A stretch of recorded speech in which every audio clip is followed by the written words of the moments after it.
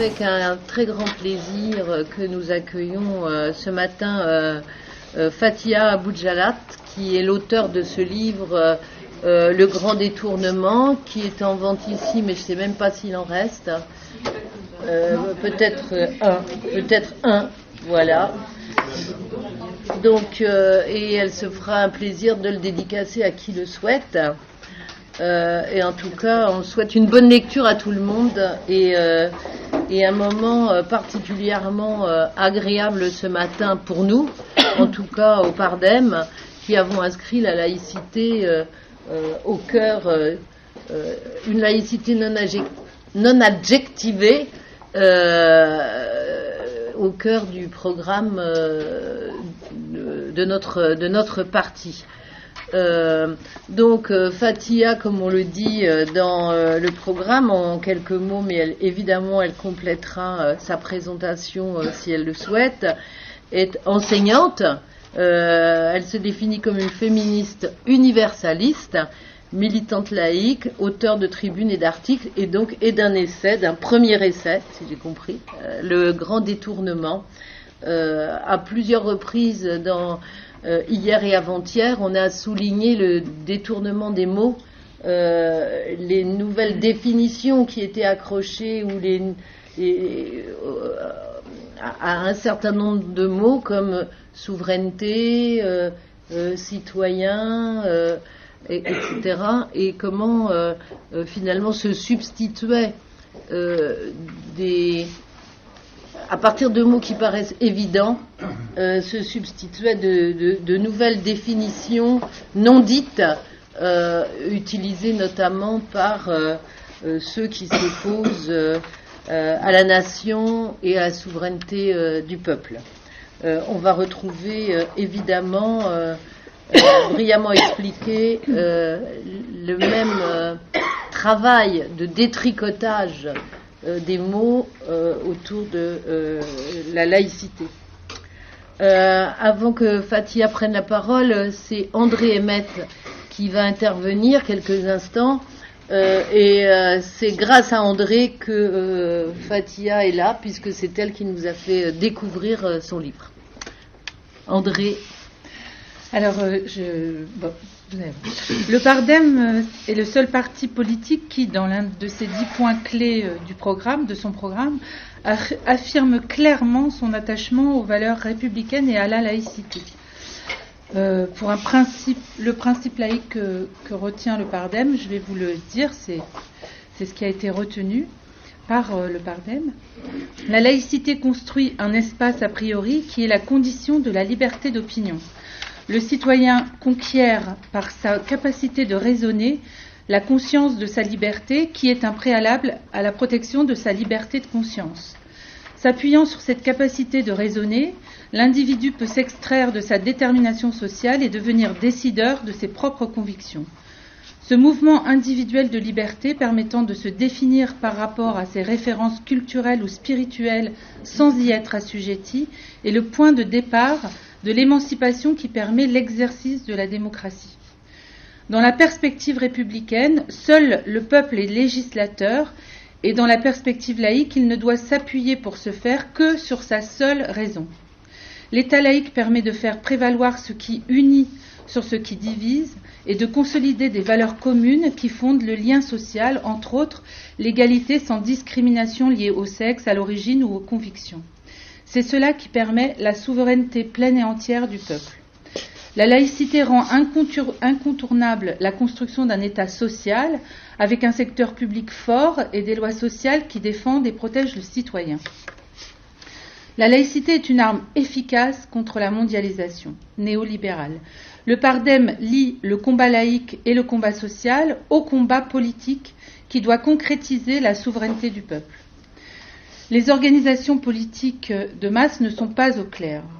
Aucun parti, aucun syndicat de masse n'a de position claire, que ce soit le PCF, la France Insoumise, la CGT, Sud, Attaque, le NPA, Debout la France, le Front National, les islamophobes, les islamo-gauchistes, etc.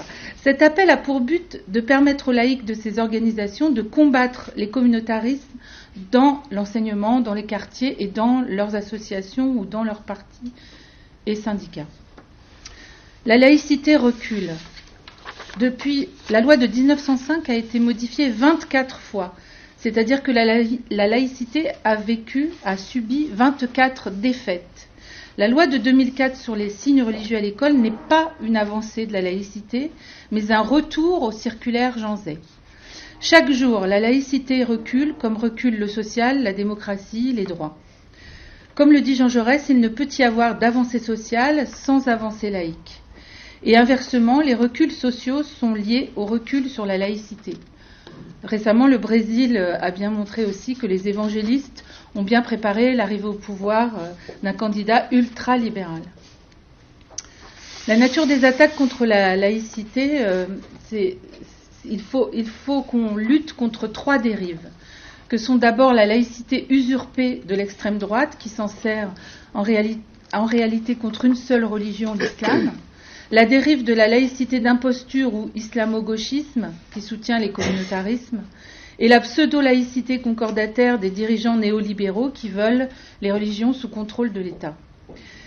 Le combat laïque, combat social, s'inscrit dans une perspective internationaliste et de solidarité entre les peuples. Dans l'appel « Combat laïque, combat social », il y a une phrase que je vous lis. « Ne laissons pas les communautaristes et les partisans du relativisme culturel nous diviser. Combattons tous les intégrismes et les extrémismes qui menacent les libertés. » C'est pourquoi le Pardem a relayé l'appel national « Combat laïque, combat social » lancé le 15 décembre 2017 par des militants politiques, syndicaux et associatifs, réunis par un attachement à la lutte contre les inégalités sociales et contre les cléricalismes au sein même de leurs organisations. Voilà. Merci. Katia, c'est à vous. Alors, je peux que souscrire à ce que j'ai entendu. Je dirais quand même que mon parti est quand même un des rares aussi, le MRC, Mouvement Républicain Citoyen, à être plutôt non seulement clair, mais à la fois, je dirais pas ferme, parce que c'est connoté négativement, intègre sur la laïcité et la défense. J'étais secrétaire national à l'éducation, et pour moi, tout cela est évident.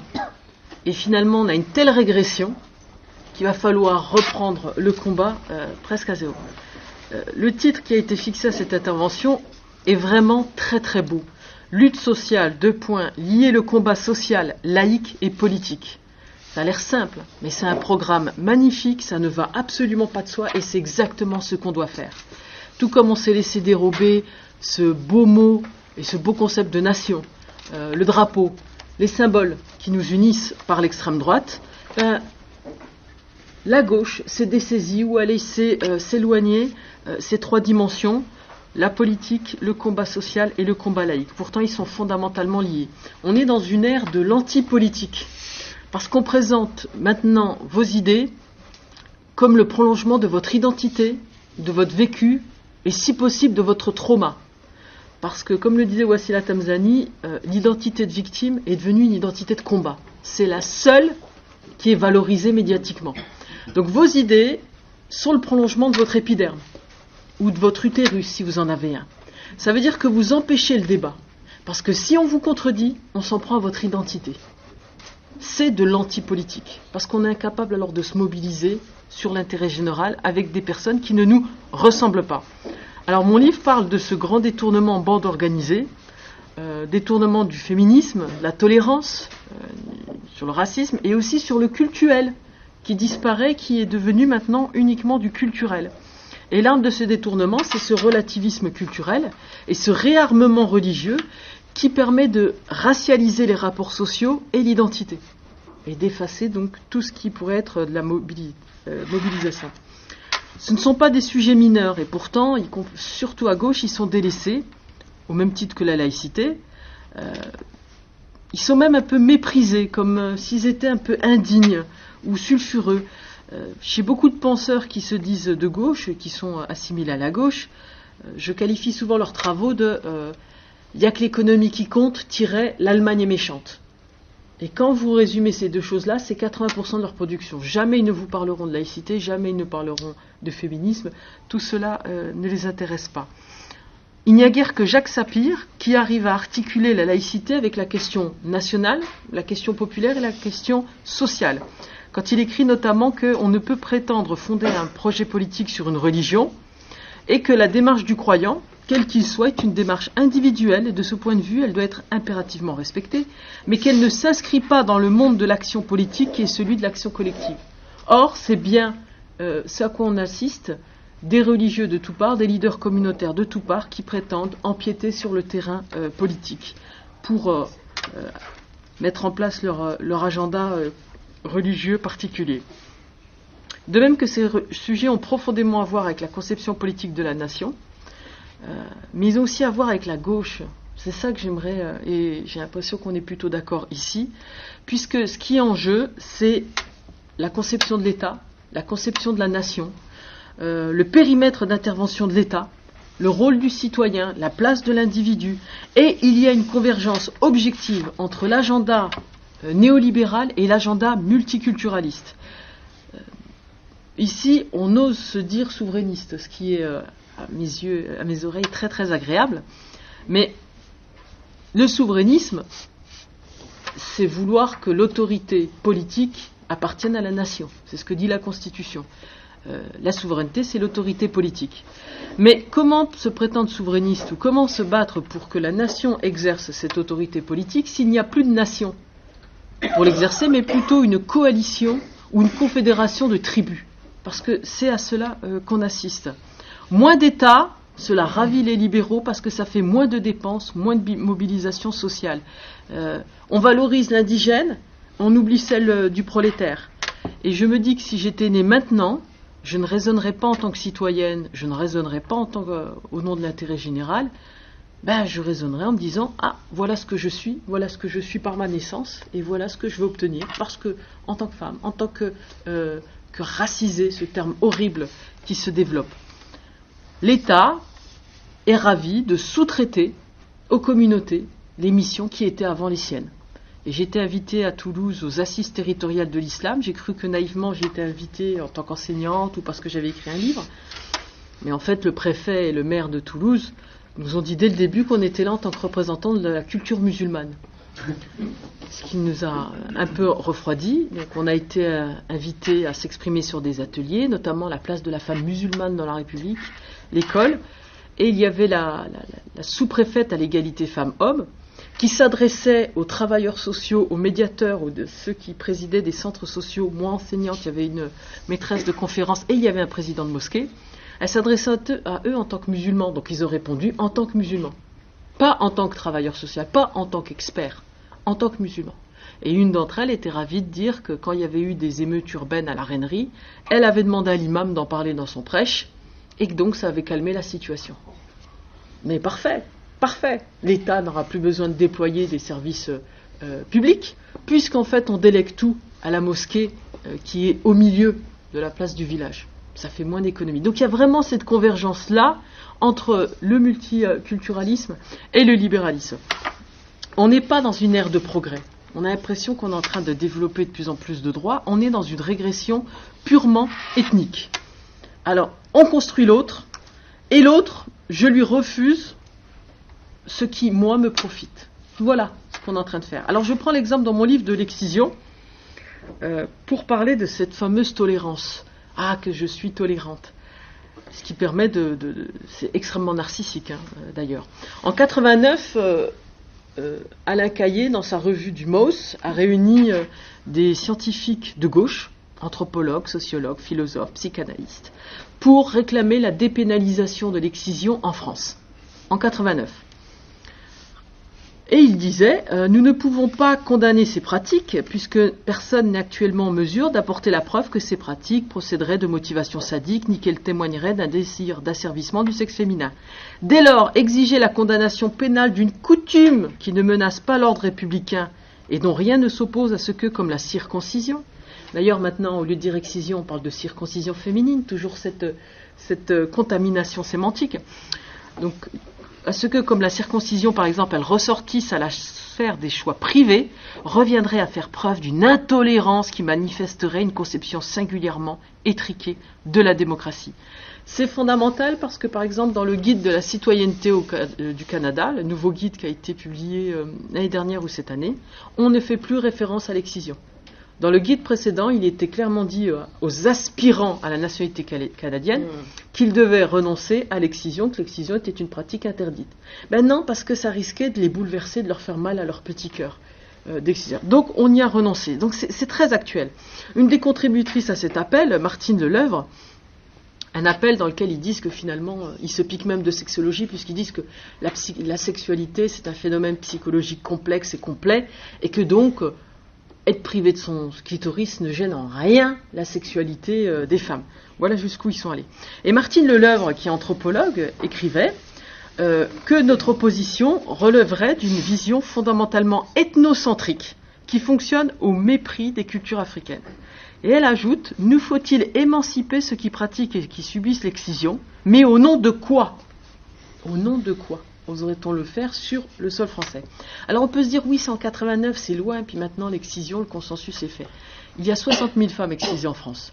La plupart l'ont été à l'occasion d'un retour au pays. C'est une pratique qui concerne 94% des femmes en Égypte, par exemple. Toutes strates sociales confondues. Cette excuse culturelle sur des pratiques touche beaucoup les décisions de justice. Je cite l'exemple d'un procès qui s'est tenu dans une cour d'assises à Bordeaux il y a 1 ou 2 ans sur des parents roms qui avaient prostitué leurs enfants. Et on a fait venir à la barre un médecin, un expert ethno-culturel, je ne savais même pas que ça existait, et qui a expliqué qu'il ne fallait pas juger ces parents roms de la façon dont on aurait jugé des parents français. Parce que les enfants n'avaient pas souffert, parce que les enfants roms disaient « j'ai fait de l'argent, j'ai fait du sexe, c'est la même chose ». Donc, pour défendre les parents, on en vient à dire que la pédophilie est inscrite et la pédocriminalité est inscrite dans leur culture, dans leurs mœurs, et que les enfants roms ne souffrent pas comme des enfants non roms. Il est là le racisme. En Allemagne, la semaine dernière, pour juger des mineurs accusés d'avoir violé une femme, pareil, on a fait venir un expert culturel qui disait qu'on devait juger leurs actes à l'aune de la culture dans laquelle ils avaient grandi en Afghanistan, et que donc pour eux, c'était pas aussi grave que si ça avait été des Français. Pareil, un Somalien qui est jugé pour violence conjugale et qui explique au tribunal qu'il ne savait pas qu'en France c'était interdit. Ce qui veut dire qu'en fait, en Somalie, dans ces pays-là, c'est des pays de barbares où en fait, la loi tolère, combat les femmes. Voilà. Moi, je trouve qu'il est là le vrai racisme. Cette condescendance qu'on retrouve typiquement chez les gauchistes, c'est une fausse générosité. Et il est là le vrai colonialisme. L'objet de la tolérance, on vous dit il faut être tolérant, n'est pas doté de valeur en soi. Vous êtes en train de vous gargariser, d'être vous-même tolérant et d'être ouvert. Voilà. Et pourtant, ça a l'air loin, mais l'antenne des Bouches-du-Rhône du planning familial, il y a 3 semaines, a défendu l'excision, en disant si c'est le choix. Si c'est le choix. Parce que maintenant, c'est l'argument ultime. C'est mon choix. On en est comme l'émission d'Evelyne Thomas, on a retourné, même pas détourné, on a retourné l'argument, mon corps, ma liberté, mes choix. On l'a complètement retourné. Ça permettait aux femmes de réclamer la maîtrise de leur reproduction. Pourtant, en France, il y a cette liberté, mais personne ne peut avorter à 8 mois. Il n'y a pas de liberté s'il n'y a pas de limite. Alors que ces gens qui réclament défendent, au nom de cet argument, la prostitution. C'est mon corps, c'est mon choix, j'ai le droit de me prostituer. Et tout ce détournement permet de masquer le système prostitutionnel derrière. C'est mon corps, c'est mon choix, je peux m'hypervoiler. Voilà, il n'y a aucun souci, c'est mon corps, mon choix. On ne peut plus accepter cet argument parce que il n'y a plus aucun contenu éthique. C'est simplement de la licence. C'est de la puissance d'agir. Je peux, alors je fais. Puis vous n'avez rien à me dire, même si ça compromet la liberté des autres femmes. Il faut un contenu éthique et revenir peut-être à ce que disait Montesquieu. La liberté, c'est pouvoir faire ce que l'on doit vouloir, et pas simplement satisfaire une vanité ou complaire à sa communauté d'assignation. On vous parle de cette liberté. Mais oui, les jeunes filles vont accepter l'excision, pas de souci. Puisque si vous leur mettez le marché en main en leur disant si tu es excisée, tu deviendras une vraie femme, tu feras la fierté de ta mère, tu seras valable, parce que les femmes sont des biens meubles, la dot, le douaire, c'est toujours ça, et tu seras acceptée par la communauté. Mais si tu refuses l'excision, pas de souci, mais tu es exclu de la communauté, exclu de ta famille. Mais quel choix feront les filles? Bien sûr qui aurait le courage de se détourner ou d'être exclu ou de quitter sa communauté? Voilà pourquoi cet argument du choix ne doit plus être reçu comme une fin en soi. On ne doit plus l'accepter, il a été détourné. Ce qu'on condamne, ce qu'on combat, c'est l'objectivité, c'est l'universalisme. Il n'existe plus. C'est devenu un point de vue. Un des penseurs du multiculturalisme qui s'appelle Bakou Paresh, qui défend le multiculturalisme et qui est prof à l'université en Angleterre. Parce que le multiculturalisme, c'est génial, mais dans un état de droit, une démocratie occidentale avec un chouette niveau de vie. Et il liste les traits qu'il présente comme spécifiquement occidentaux, c'est-à-dire qu'on ne peut pas les imposer à des non-occidentaux. Parmi ces traits, l'individu isolé, l'affirmation agressive de soi, la raison scientifique. Effectivement, si des élèves nous disent « moi je pense que la Terre est plate », il faut leur dire « c'est ton choix, c'est ta croyance, je dois la respecter ». Puis tiens, la gravité aussi, c'est une vision occidentale. Jetez-vous par la fenêtre et on verra comment vous serez rattrapé par la réalité. Non, tester, c'est scientifique, alors non, vous ne jetez pas par la fenêtre, croyez-le. Ah, ça, c'est quelque chose qu'on ne peut plus réclamer. Il y a une compétition entre la croyance et la connaissance, et il ne faut justement pas dire que l'un est supérieur à l'autre. Voilà ce qu'on nous dit. Parmi ces traits, il y en a deux qui sont particulièrement choquants. Le manque de respect envers la religion et l'égalité des sexes. Voilà. Ce sont des traits occidentaux. C'est la modernité occidentale. Mais le problème, si on présente ça comme occidental, pas de souci. Mais moi qui suis né, qui ai grandi en France, je suis oriental jusqu'où? Je suis occidental à partir de quand? Est-ce que c'est mon épiderme qui me dit que ces traits-là ne me conviennent pas et que donc je ne peux pas réclamer l'égalité des sexes parce que c'est un truc de blanc? Et c'est un truc de blanc qui fait que si je l'accepte, j'ai honte et je renie mon héritage non blanc. Voilà jusqu'où on y va quand même. Dans la société d'Afrique du Sud, pour déterminer à quelle catégorie de la population vous apparteniez, on mesurait le degré de courbure de vos cheveux crépus. Et c'était par rapport à ça qu'on pouvait décider si vous étiez noir, un petit peu noir blanc, café au lait, les mélanges, métissés, voilà. Et après, on vous assignait une communauté et les droits différents, la personnalité des droits. Mais on en est arrivé à là. On est dans le règne de l'apartheid. Sauf que cette fois-ci, il se fait à l'instigation de ceux qui se présentent comme des indigènes. À chacun selon ce qu'il est, ou ce qu'on a décrété qu'il était par rapport à sa naissance. Donc, je suis occupé à préserver, à construire ma réelle identité arabo-musulmane, et donc, je dois refuser cette égalité femmes-hommes, parce qu'en fait, c'est pas bon pour ce que je suis. Mais par contre, c'est bon pour ce que vous êtes. Puis c'est bon pour vos sœurs, c'est bon pour vos femmes, c'est bon pour vos filles, c'est pas bon pour moi. Alors, au nom de quoi ce qui est bon pour vous ne le serait pas pour moi? Au nom de la culture? Et ça, c'est un débat fondamental avec le multiculturalisme, c'est le statut de la culture. Maintenant, c'est réduit à la pratique religieuse la plus orthodoxe. Ça encore, c'est un détournement. Mais quelle culture? Et ça, c'est une place particulière accordée à l'islam. Quelle culture vit-elle sous cloche? C'est-à-dire, on ne doit pas y toucher. Elle doit rester figée. Est-ce que, par exemple, l'Église catholique a bougé sur certains sujets simplement par plaisir ou grâce aux évêques du Vatican? Non. Ils se sont fait tordre le bras, la mitre, ce que vous voulez, par les croyants, par les pratiquants qui leur ont dit stop, on avance. Il y a une historicité des combats, y compris en Occident. Mais non, l'islam, c'est la seule religion qui ne se pratique que d'une seule manière, orthodoxe, qui est d'un bloc et qui ne doit jamais évoluer parce que c'est un truc de blanc qui voudrait blanchiser ce qui ne l'était pas. Alors, Martine Leleuf disait de quel poids de surplomb occuper pour juger ses coutumes. Ce poids de surplomb, c'est l'universalisme. Et l'universalisme, c'est pas un truc de blanc dans les gènes. C'est un combat. Un combat qui a lié les habitants en Occident, les femmes notamment, et qui a été extrêmement long. Et comme l'écrivait Jean-Philippe Salazar dans Parole armée, notre passion sociale du respect de l'autre sans risque nous rend infantiles dans l'expression du jugement. On ne juge pas une culture, mais on a tout à fait le droit de juger une pratique culturelle et de la refuser sur notre sol. On n'est pas autant de Clovis, ces gens qui se prétendent progressistes, avec la personnalité des lois. Quand on devait juger quelqu'un, on disait à quelle loi Sous quelle loi vis-tu, c'est-à-dire à quelle tribu vis-tu, puis je te jugerai selon les lois de ta tribu. Nous pouvons et nous devons interdire ces pratiques, et nous insultons ces cultures en les réduisant à leurs pires aspects procéduraux et patriarcaux.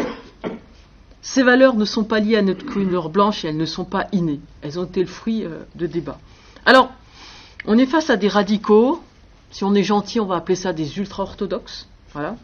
C'est le nouvel élément de langage qui exige des exceptions. Et qui y trouve de parfaits partenaires chez les identitaires de droite, comme vous parliez, qui parlent de racines chrétiennes, de troncs chrétiens, de branches chrétiennes, de fruits chrétiens, de pépins chrétiens, qui défendent de bouillie chrétienne. Mais quand on en arrive à les comparer, ce sont de parfaits partenaires dans le crime. Et je ne fais aucune différence entre une Rokhaya Diallo et une Marion Maréchal Le Pen, je vous le dis honnêtement. Quelqu'un a écrit un article en novembre de l'année dernière dans Causeur, qui venait de Boulevard Voltaire et qui expliquait que puisqu'on avait perdu des territoires, il fallait les laisser pratiquer la charia. Laissons-les. Et c'est quelqu'un, un identitaire d'extrême droite, qui écrit ça. Exactement ce que demandent les indigénistes et les islamistes. Laissons-les faire ce qu'ils veulent, tant que c'est pas dans mon jardin, tant que ça me concerne pas, tant que ça ne concerne pas les miens. Et certains parlent d'un risque de guerre civile. Moi, je crois plutôt à l'indifférence. C'est laissez-les faire ce qu'ils veulent entre eux. Et nous, on vivra de notre côté du mur du périph', et puis on ne se mélange pas, et on renforce l'altérité, l'autre qui est différent. Et les enfants apprennent à être différents. Les enfants sont instruits du trauma colonial, de l'esprit de revanchard, alors qu'on en est la 3e et la 4e génération. Alors ce qui n'échappe pas par rapport au combat social, combat laïque et politique, c'est le féminisme. Les féministes à la mode, c'est les néo-féministes qui sont pour le différentialisme ethnique et religieux. Et je vous soumets ces paroles de Wassila Tamzani, qui est une féministe algérienne, dans Une femme en colère, et c'est une citation, je trouve, essentielle. Les femmes sont l'objet d'un pacte secret. Donner le plein pouvoir aux hommes sur les femmes, plutôt que des droits démocratiques à tous les citoyens. La pensée féministe est d'abord une pensée politique, elle est aujourd'hui la seule capable de renouveler l'analyse des dispositifs des pouvoirs autoritaires et les alliances, secrètes ou avouées, avec l'idéologie radicale religieuse.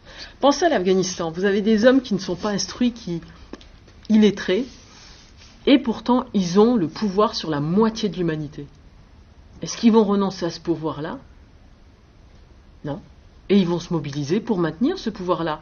La chrétienne qui a été acquittée par la cour d'appel de Pakistan, ça fait 3 jours qu'il y a des manifestations. Ces gens-là ne manifestent jamais pour avoir droit à l'instruction gratuite et obligatoire. Non. Par contre, ils vont manifester pour ça. Parce qu'ils ne peuvent pas renoncer d'eux-mêmes au pouvoir total sur la moitié de l'humanité, des femmes qui deviennent des biens meubles. Et ça permet, comme ça, d'éviter leur éducation populaire en termes religieux, puis qui réclament un vrai changement de régime. On entretient les femmes dans un régime, les spécialistes appellent ça l'allochronie. C'est-à-dire qu'on vit au même endroit, mais on ne vit pas dans le même espace-temps. On ne vit pas dans le même régime d'historicité. C'est Edwy Plenel qui publie la photo de femmes de 1900 en tenue de bain habillée. Liberté de la vêtue. Il a réhabilité un terme ancien. En fait, qu'est-ce qu'il traite ? Il traite les musulmans de retardés mentaux. Les musulmans nés en France, en fait, seraient comme les catholiques et les Français d'il y a 1 ou 2 siècles. C'est la gauche, j'appelle ça remonter le temps. C'est pas grave. Nous aussi, on était comme ça il y a un siècle. Oui, mais on est en 2018. C'est pas grave. Ils vivent pas dans le même espace-temps que nous. Ce double régime d'historicité se fait en raison des croyances religieuses et c'est camouflé dans la culture et la tradition, que l'on confond et que l'on réduit de plus en plus aux origines ethniques. C'est Benoît Hamon qui dit que historiquement, les femmes n'étaient pas dans les cafés ouvriers, ce qui est déjà factuellement faux. Et quand bien même serait-ce le cas, est-ce qu'on doit se prévaloir d'une situation injuste et inacceptable d'il y a un siècle pour justifier une situation injuste et inacceptable en 2018 ? C'est pas grave, on peut faire ça avec cette allochronie. C'est la condescendance bourgeoise qui consiste à penser que l'on ne peut attendre, exiger des vrais musulmans qu'ils en soient au même niveau de modernité que nous, ni qu'ils vivent comme nous. Le corollaire de cette conception, c'est une invitation chez les autres à être de plus en plus orthodoxe, et cette orthodoxie devient le gage d'une authenticité. Les vrais musulmans doivent se distinguer de plus en plus de ceux qui ne le sont pas, et donc doivent devenir islamistes. Et donc la seule façon de devenir musulman, c'est d'être islamiste. On construit donc de toutes pièces une altérité radicale et ontologique pour des gens qui sont nés ici, pour nos compatriotes. Et on considère qu'on ne peut demander à ces gens-là d'être au même niveau de développement que nous.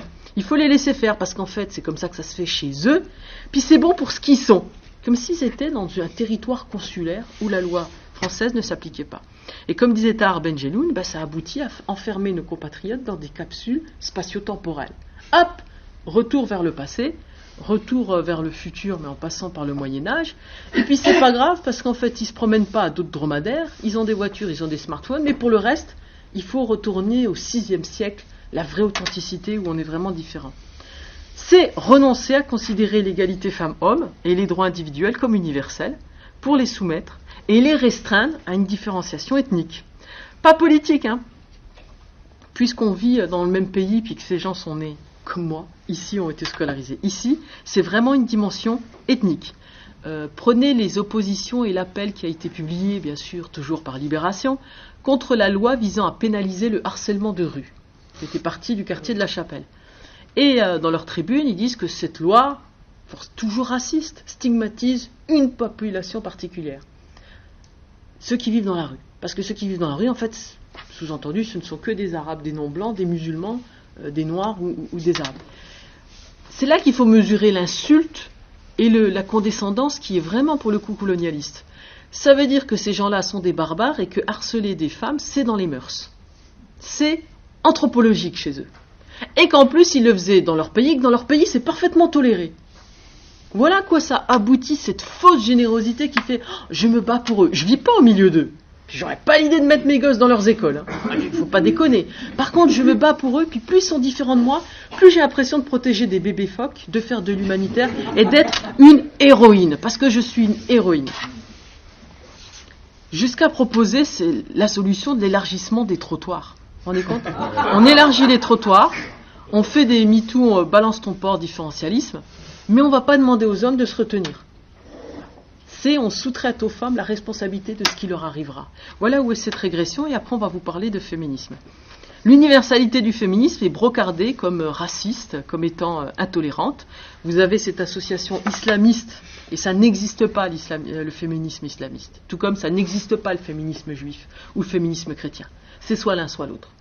Soit on a à cœur de se battre pour le droit des femmes, soit on a à cœur de se battre pour l'orthodoxie religieuse. Les deux ne vont pas de pair, il y en a un qui est subordonné à l'autre. Et la LAB qui a des panneaux qui disent « Remballe ton féminisme blanc ». On voit donc des néo-féministes défendre le voilement en se couvrant les yeux sur les conséquences de ce voilement. Et c'est encore plus hypocrite parce que ces féministes se battent et se mobilisent pour les pauvres femmes iraniennes qui décident d'enlever leur voilement et qui risquent des peines de prison et des violences policières. Par contre, ici, elles se battent pour le droit des femmes à se voiler. Comme si cet objet, ou cet acte, je préfère considérer l'acte du voilement, changeait de sens selon le contexte où il est. S'il est imposé, c'est mal. Mais s'il est permis, c'est bien. C'est même de la puissance d'agir. Mais sa signification change-t-elle ? Sa signification fondamentalement, qui est traditionnelle ou religieuse ou ce que vous voulez, et qui repose toujours sur le triptyque imposé à toutes les femmes, par toutes les sociétés patriarcales. La femme doit être vierge, la femme doit être pudique, la femme doit être discrète. Voilà ce que signifie le voilement. Et la cérémonie du mouchoir chez les gitans, où la femme est déflorée par la vieille de la communauté, ne départ et ne différencie en rien du drap qui doit être ensanglanté. La belle-mère, l'ex-belle-mère de mon frère garde précieusement dans une valise tous les draps ensanglantés de ses filles, parce que ce sont ses certificats de virginité. Ça ne change rien. La cérémonie dans je ne sais plus quelle ville, qui devait être financée par une subvention aussi de la mairie, la fête de la virginité. Ah, mais alors là, les inrecuptibles se sont mobilisés. Les gauchos se sont mobilisés. C'est scandaleux. Par contre, quand la virginité est fétichisée, clamée, rendue obligatoire, glorifiée chez les musulmans, alors pas un mot. Parce que vous comprenez, les musulmans, eux, ils croient pour de vrai. Alors que les chrétiens, c'est des ploucs. C'est des cloches. Eux, c'est pas grave si on ne respecte pas. Par contre, la virginité chez les musulmans, pas de souci. Si on regardait les statistiques, qui va voir les chirurgiens pour obtenir une réparation de l'hymen, pour redevenir vierge? Quand j'expliquais à un de mes élèves que ça existait, il est resté bloqué. Mais bloqué. En quatrième, en me disant, mais vraiment, on peut m'arnaquer sur la marchandise. Et c'était vraiment ça, en se disant, j'y aurais pas cru. Mais bloqué. Ben oui, on s'adapte. J'aimerais savoir si ce sont des catholiques qui le font ou si ce ne sont pas plutôt des musulmanes, des arabes, des africaines qui le font. Je suis juge assesseur au tribunal pour enfants. C'est-à-dire que le tribunal pour enfants, c'est un juge professionnel et 2 citoyens. Et on a le même pouvoir pour décider de la culpabilité et de la peine. Et on devait se prononcer sur une jeune fille qui avait été forcée à accomplir une fellation par un garçon qui lui avait piqué son portable. Et dans l'échelle de valeur des jeunes, un portable, ça vaut une fellation. Pas de souci. C'est même pas cher. J'ai pas demandé si c'était la 4G, mais si c'était autre chose. Et donc, la cour, il n'y avait que des femmes. Procureur femmes, juge femmes, assesseur femmes, greffier. Et ça, je crois que ça a échappé au garçon. Qui dit, mais moi, j'aurais jamais fait ça à cette fille, tout le monde sait que c'est une pute.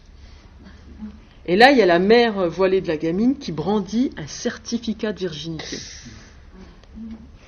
J'étais, mais d'une fureur, certificat de virginité. Et alors, une amie m'a expliqué que les médecins ne pratiquent pas l'acte et ne vérifient pas. Ils le font d'office pour protéger la fille. En même temps, ils se font payer 90 €. Ils font ça pour aider la fille, mais il faut quand même qu'ils y trouvent leur compte. Alors que c'est interdit par l'ordre des médecins.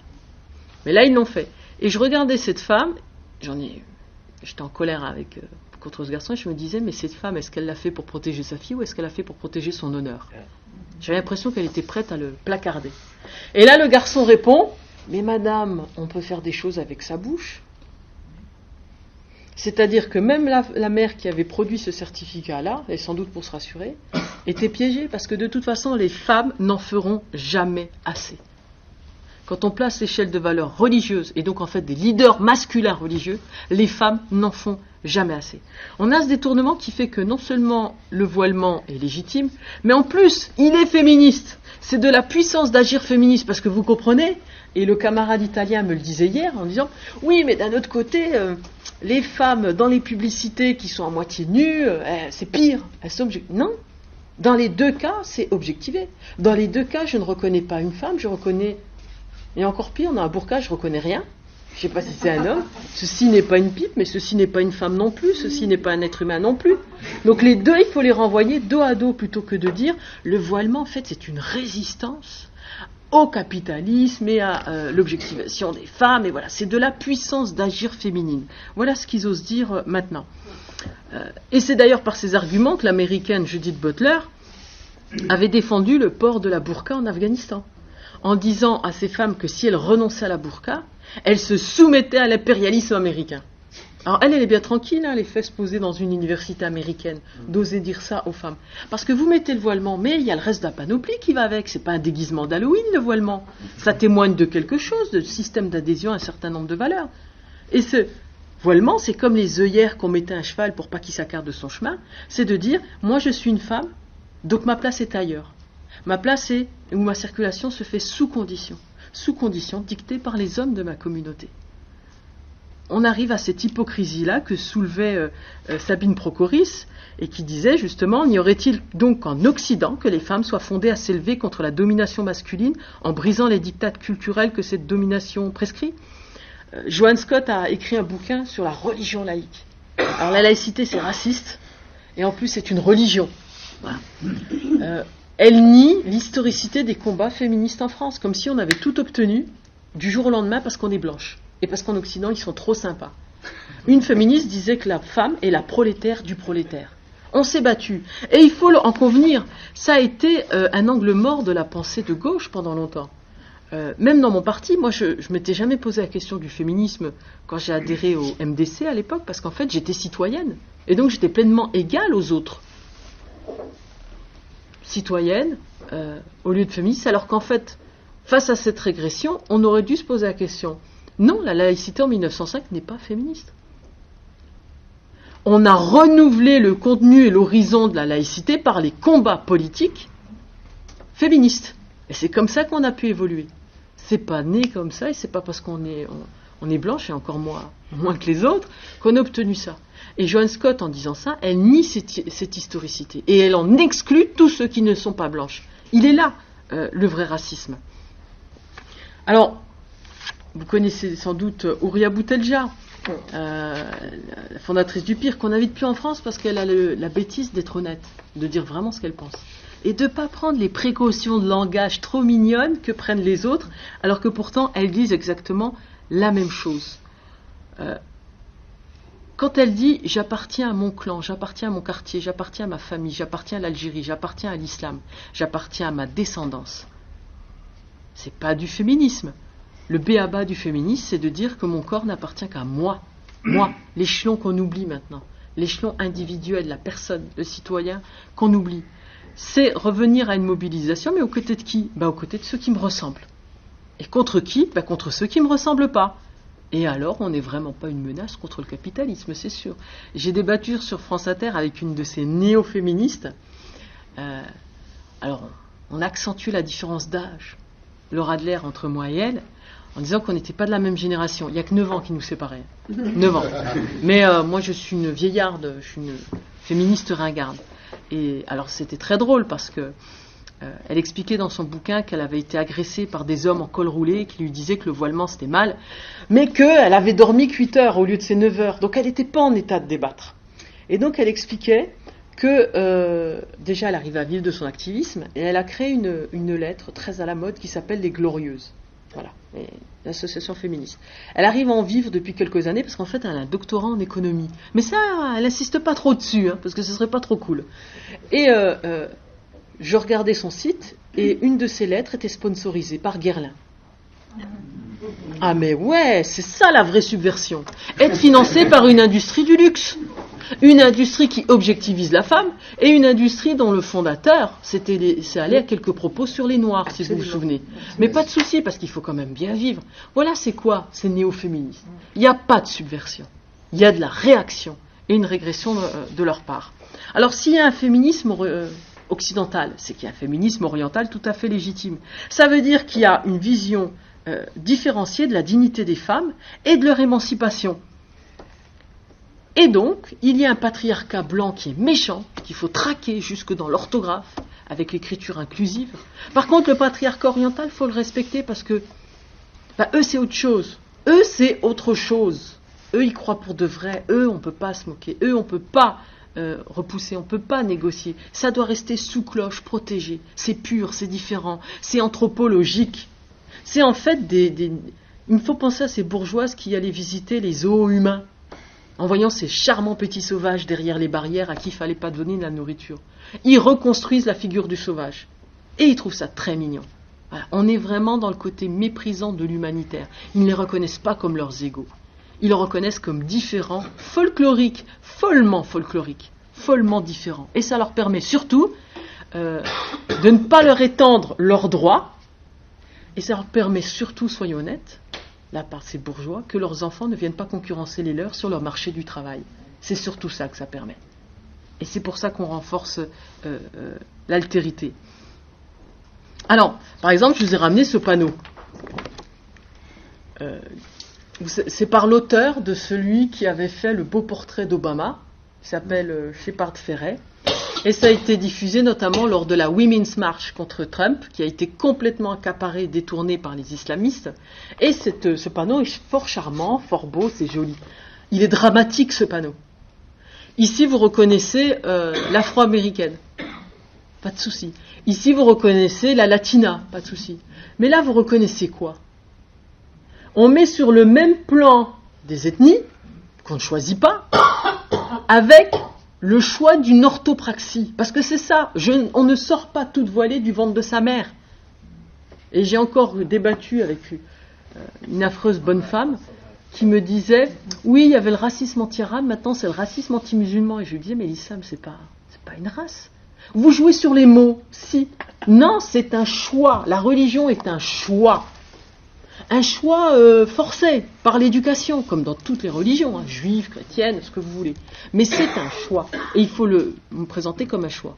Et à l'intérieur de cette religion et de ce choix, il y a un autre choix pour l'orthodoxie. Parce qu'on essaye toujours de faire croire que la seule façon d'être un bon pratiquant, pieux, c'est d'être le plus orthodoxe possible. C'est faux. C'est faux. On contente exactement l'agenda islamiste en faisant ça. Je ne veux pas mettre sur le même plan, même s'il y a le drapeau américain ou le drapeau français dessus, la femme qui fait le choix de se voiler avec des femmes qui, on n'a pas choisi d'être latina, d'être afro-américaine. Ça ne veut pas dire qu'on doit avoir honte. Mais moi, je considère que je ne peux être fière que de ce que j'ai choisi de faire, que de mes choix, pas de ce que je n'ai pas choisi d'être. Voilà comment on met sur le même plan et voilà donc comment on naturalise l'orthopraxie et qu'on enferme toutes les femmes qui se diront que pour respecter mon identité, lutter contre Trump, il faudra que je me voile.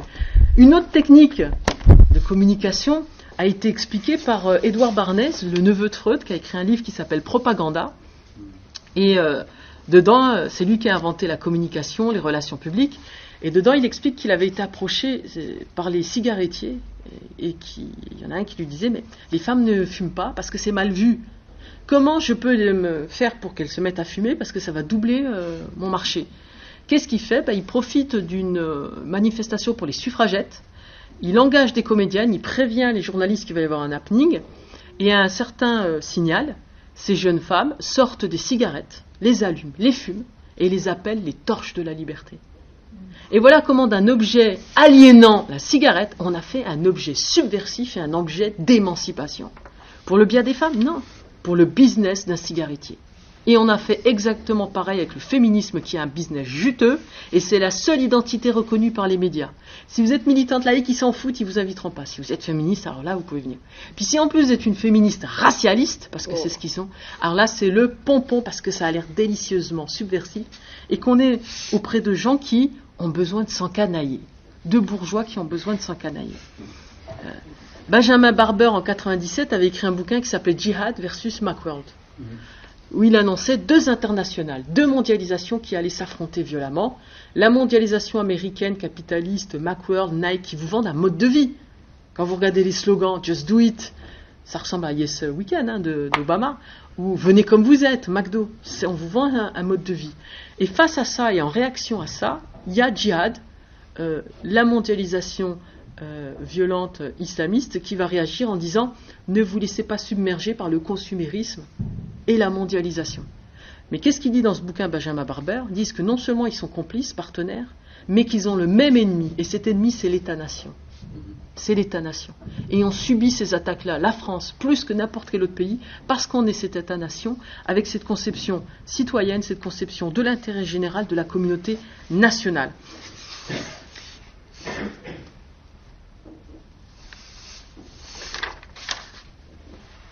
Le féminisme, pour en terminer sur ce sujet, c'est longtemps été un angle mort de la gauche, dont on doit maintenant se saisir, et pas négliger le fait que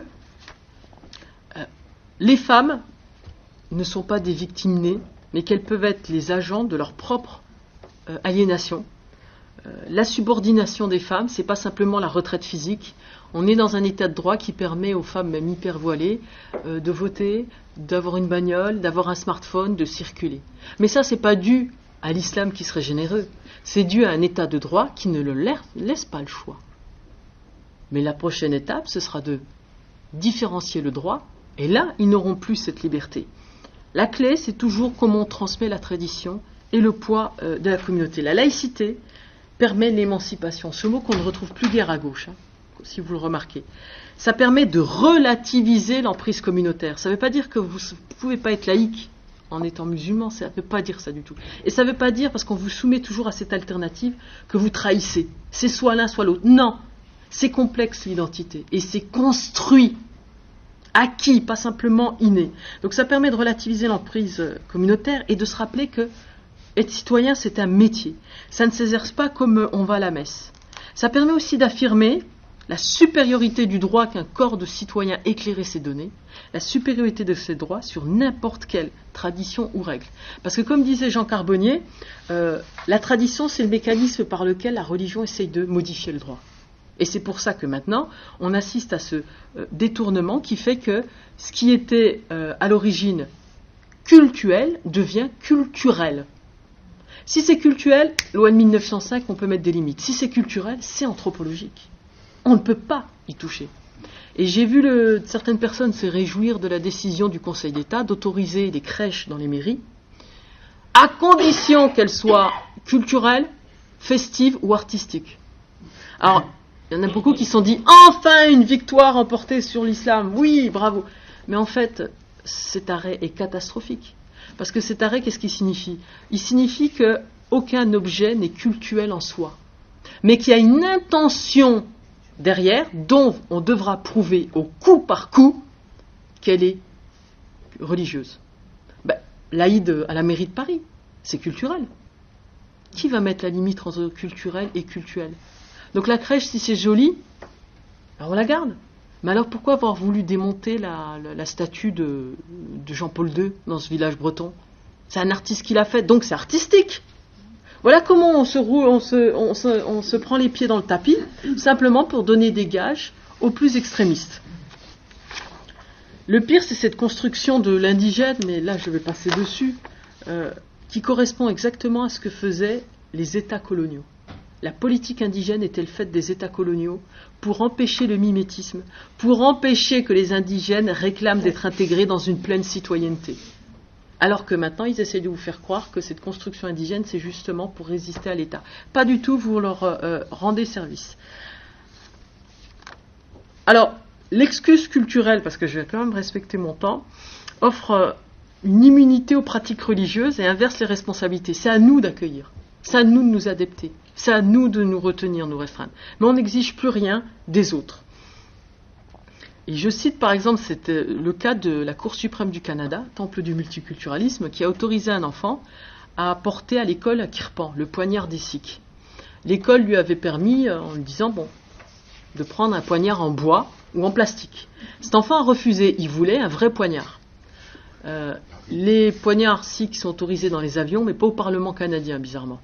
Et c'est la justification de la Cour suprême du Canada qui est juste stupéfiante, en disant que ce jeune croit sincèrement qu'il ne peut pas utiliser un poignard en plastique. Donc, puisqu'il croit sincèrement, on doit l'accepter. Si c'est ça le critère, la sincérité de la croyance, mais il faut voir jusqu'où ça va, les implications que ça donne. Et en plus, la Cour suprême disait que la tolérance religieuse est une valeur essentielle et que c'était aux autres enfants d'apprendre à être tolérants. C'est à l'école de faire son boulot pour accepter cette exception. Jusqu'où ça va ?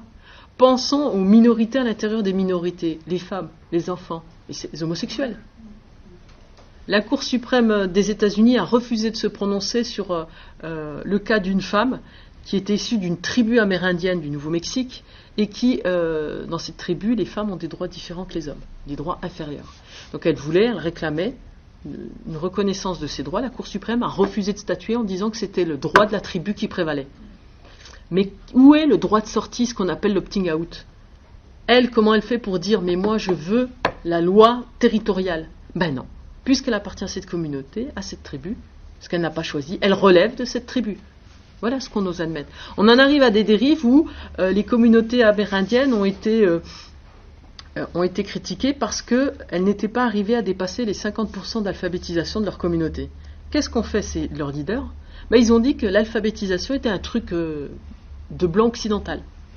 Et que donc, on ne pouvait pas imposer ça culturellement à leur peuple. Pas de souci, ils n'ont plus à alphabétiser. Jusqu'où encore ça va ? Et jusqu'où ça va sur les enfants, les femmes.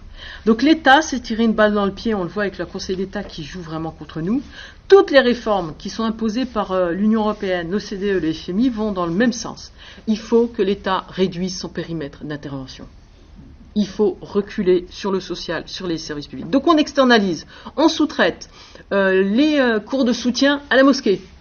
L'idéal, c'est le modèle américain où les hôpitaux, l'enseignement sont gérés par les communautés religieuses. Ça coûte moins cher. Sauf que les gens qui en profitent, ils ne voient pas que c'est l'État et que c'est l'effort collectif consenti par les citoyens par l'impôt qui les aide et qui les finance. Ils voient juste que c'est le leader communautaire d'à côté qui lui permet d'avoir accès à ces services. Donc on oublie l'État et on renforce l'emprise communautaire sur ces personnes. C'est moins cher, même si c'est désastreux politiquement. Darmanin qui veut généraliser la contractualisation des fonctionnaires. Très bien, il y a de plus en plus contractuels. Ces contractuels n'ont pas cette culture du service public. Ça donne des catastrophes où j'ai été invité à Ferney-Voltaire pour parler de la laïcité, et un prof converti d'ailleurs de ce lycée m'a envoyé un long message où il me traitait d'arabe de service. Voilà. J'ai été très poli, je lui ai dit, cher monsieur, je vous emmerde. Parce que moi, je vous vois toujours les gens, je suis très respectueuse.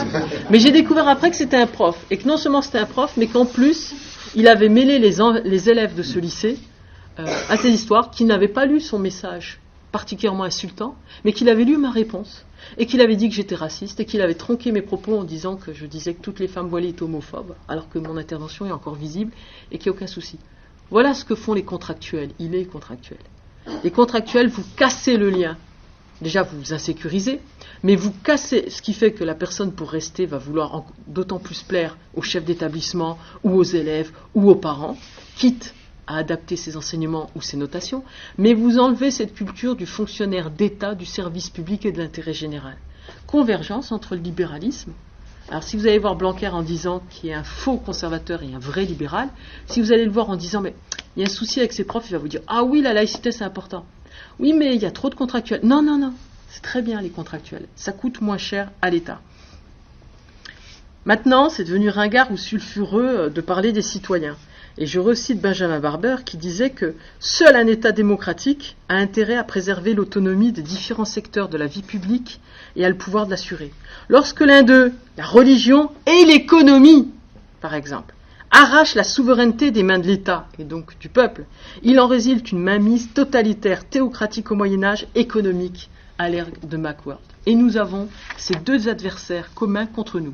Donc contre le consumérisme ou contre l'identitarisme religieux. La seule identité valable, c'est la religion, c'est l'identité de citoyen, parce que celle-ci, elle est choisie. C'est un métier et elle permet de se défendre l'intérêt général. Il nous faut réintroduire du politique, jusque dans le féminisme. Je ne suis pas féministe parce que j'ai un utérus. Je suis féministe par choix, pour défendre des droits des femmes, défendre l'intérêt général. Il nous faut reprendre le contrôle de notre destin collectif et nous rappeler que l'empathie n'est pas réservée à ceux qui nous ressemblent. C'est ce que j'appelle le compatriotisme, c'est-à-dire étendre à tous les habitants d'un territoire, en faire des frères et sœurs en nation, étendre les droits, mais les devoirs que nous devons exercer. Parce que ce qui crée l'identité et la solidarité, ce n'est pas l'exercice des droits.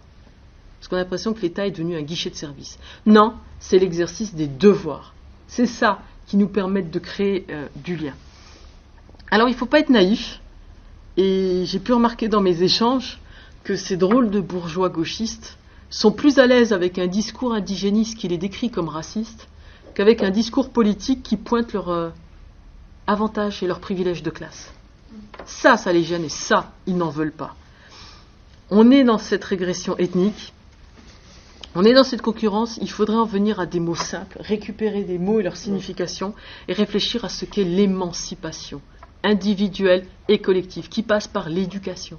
Une éducation publique où on se rencontre, on se mélange, qui veut dire s'affranchir de toutes les dominations. Ça veut dire aussi franchir ses propres limites mentales. Et ça veut dire aussi être capable de penser par soi-même contre les préjugés de son sexe, de sa classe sociale, de sa communauté ethnique ou religieuse d'assignation. C'est ça l'émancipation. Et c'est ça le combat qui fait que la laïcité est un combat foncièrement à mener à gauche. Merci.